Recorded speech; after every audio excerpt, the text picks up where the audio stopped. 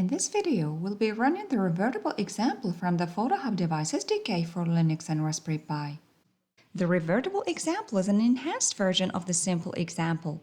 It demonstrates how a firmware update can automatically revert itself to the previous version in case that something is wrong with the new one.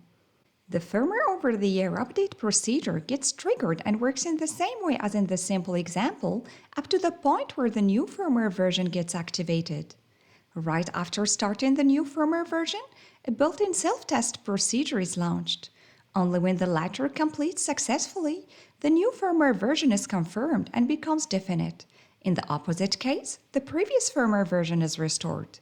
In the very last step, you will observe the same result and a very similar serial monitor output as with the simple example in case the built-in self-test succeeds.